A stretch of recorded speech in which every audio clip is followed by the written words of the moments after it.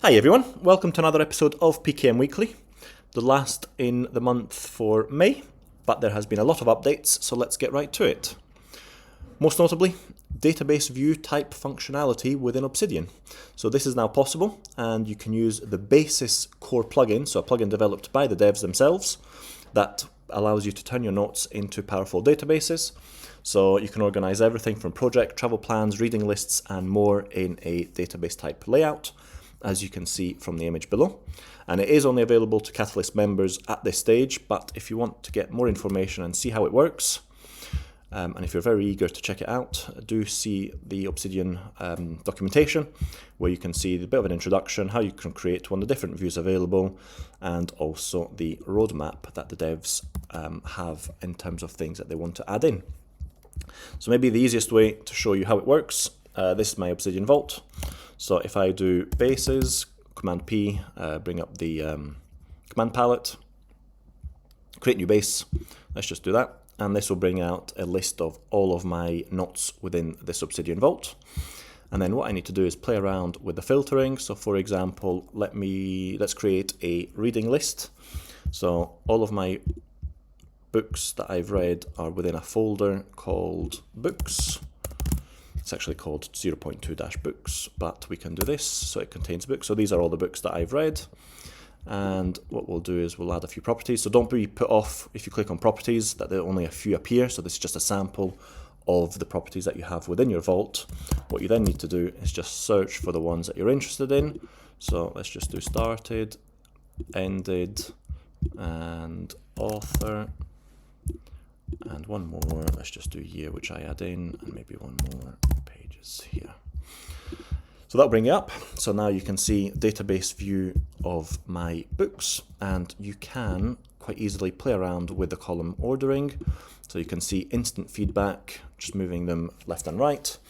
You can also sort, so sort by start, sort by end, sort by author, alphabetical, pages, the number of pages within the book, ascending, descending, and the year. And if you want, what I'd love to be able to do is basically just click on year and it'll bring up the filtering, but you can't do that yet. What you can do though is if you do click on the filters, so add a new filter where any of these are true, and let's just do 2025. So that'll be the books that I've read within 2025. And if I don't want that, and let's just say I actually want 2024, so that will bring that up. And then what we can do is we can add another filter with author. And the thing I like about this one is if you click on the properties that you've got, it will bring up the lists or the authors in this example that you've used within your properties. And let's just do Ben McIntyre, there's a few here. And there you go. So that will bring up the filtered view of what you've just been searching for. And then you can also then just start to delete them. So that will delete the Ben McIntyre one, and that will then delete the year one. And then you're back to square one. And you can do this for a number of things, but this was just a demo of how you can create quite an easy reading list in a database type view. And you can add in a property as well with different formulas, but Danny does a great demo of these ones, and I'll put a link in the blog post so you can check that one out. So that was that. So great addition. Very thankful for the Obsidian team for doing that.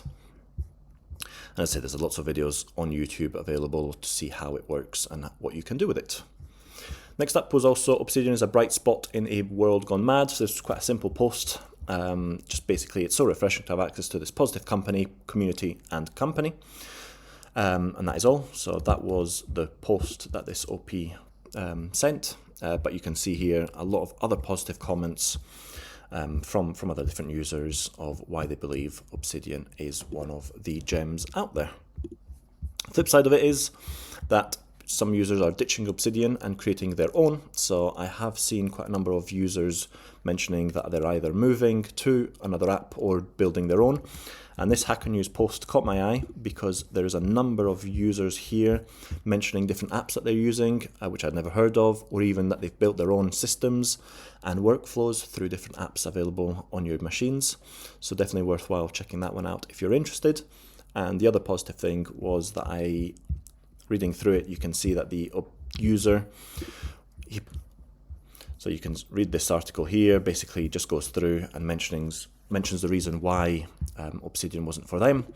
But the good thing is that in the responses from avid Obsidian users are rebuttals and different ways of thinking that may help you if you're encountering the same thing and you're a bit annoyed by Obsidian for certain issues.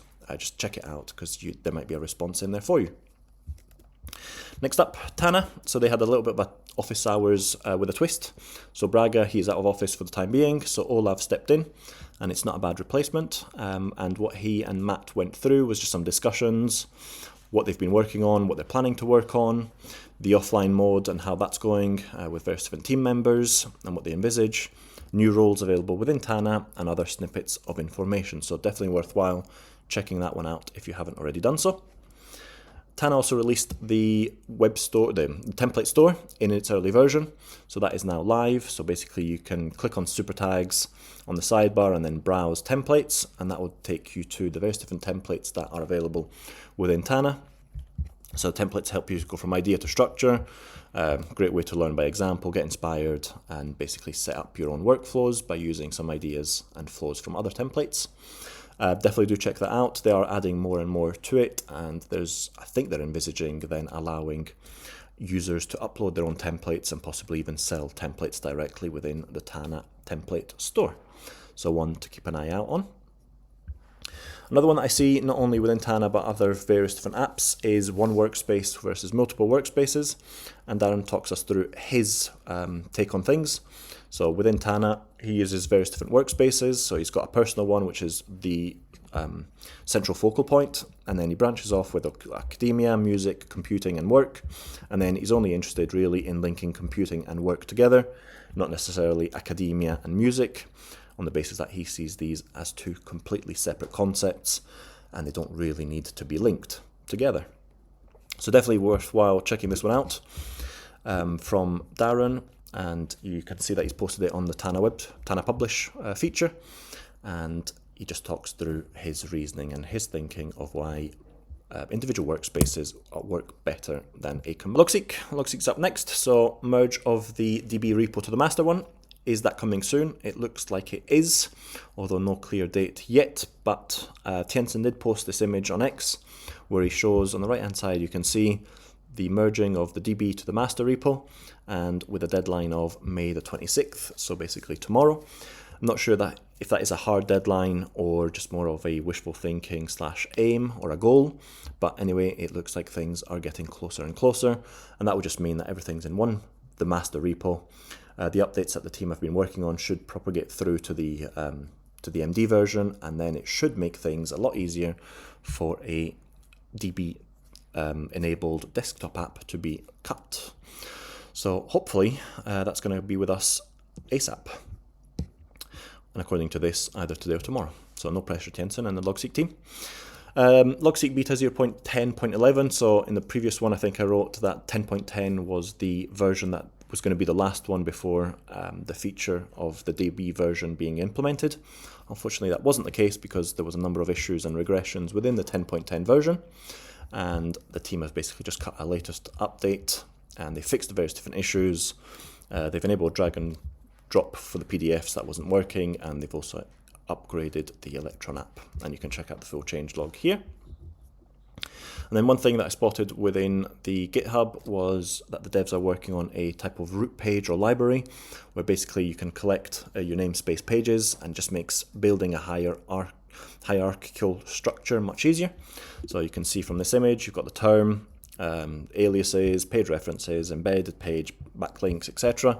And just basically allows for a little bit of structure within Logseq. Although I did see that this one may be released in a little bit of time because the devs have been working on improving it, and there were a few issues that were identified, and Tiensen basically wrote, I'll wait to merge his PR until I get to the feedback that you've posted above, and I don't want to wait for the merging of the DB to the main repo. But something to look forward to, that the devs are thinking a little bit outside the box of what they can do within Logseq. Capacities, why I left Notion after 3 years for Capacities. So Irfan posted this video. and basically he's moved from Notion after using that for about 3 years to Capacities, as he finds it a much better fit. And in this video, basically just discover why Capacities fits for him, the calendar integration, the spaces, and basically why it makes a perfect Notion replacement. So definitely worthwhile checking out. And on that subject, the devs recently posted an article of everything is an object. So there's still a lot of comments that I see of how to use Capacities, what's the structure of it, what's the methodology, what's the raison d'etre of it, and basically their reasoning is that everything is a object within Capacities. So forget files, forget folders, just think in objects, which are the building blocks of your knowledge. And you can see here from all the different files within a folder, you can have them as objects that linked to one another. And just through this article, you can understand a little bit more of how it works and some of the benefits to that from the team's point of view. Orca Note, they've released version 1.14, so that includes bug fixes, card optimization, and they've added template variables in terms of date time. So basically that just means when you invoke a template, it will bring in the current date or the current time. Just makes things a lot easier if you want to get things done on the fly. And then there was also a question on the Discord regarding subtags and whether these were possible. And basically, Seth Yuan posted that there is no parent-child relationship between the tags, but you can achieve something similar through the inclusion relationship, and just posts a screenshot of how you can achieve that. So just use the inclusion relationship within Orca Note. Octarine, they've silently been working on AI capabilities, and what they're about to release, rather than release, because I saw on X that it's in the final steps there, just about to be released, is Ask Octarine Beta. So what this will allow you to do is ask questions about your notes and get instant responses, generate summaries and insights from your notes, or use the suggested prompts to get started quickly. So it uses your notes as context to provide relevant and accurate responses. It is not released yet, so we'll have to wait a little bit of time just to see how accurate and how well implemented this is within Octarine, but definitely a great addition from the devs there, and a worthwhile addition, because I see a lot more posts of I want to interact with my notes, some people linking their notes to Claude, GPT, whatever it might be, just to get the AI-enabled capabilities within your PKM vaults. And the interesting thing of this one is the privacy. No information is shared with Octarine servers. Relevant chunks of information for the question are sent to the AI model for context. So once this is released, we can play around with it and see exactly how it works. NotePlan, not one that I've really talked about in the past, because I didn't really have a Mac to use it, because it is Mac heavy. But what they've done is they've released a number of new features, note properties within AI, own prompt, so you can instruct the AI better, and they've improved a number of different things. So if you just check out this link here, version 3.17.2, note properties AI, so add your own prompt to the various different properties, audio input, link editor, automated backups, which is a great addition, and folder view, select multiple values, and also some improvement and fixes there. So definitely worthwhile checking that one out if you haven't already done so, as NotePlan seems to be coming along very nicely. Although I think if they really want to break in, they're going to have to develop a Windows app at some point. And last but not least, Thymer. The devs, they've been working on automatically downloading and decrypting file attachments, so that then when you go offline, they're already there for you. So you can see here, user is offline, they go online, and basically it just downloads the various different attachments in the background, so that then when you do go offline again, you have all of the attachments there ready for you to use. Great stuff, although once again we still can't test it out because it's not been shipped yet. So hopefully though, it's going to be shipped at some point. And that was it for this week, so thank you very much for being here, and I shall see you next week. Thanks for watching, bye.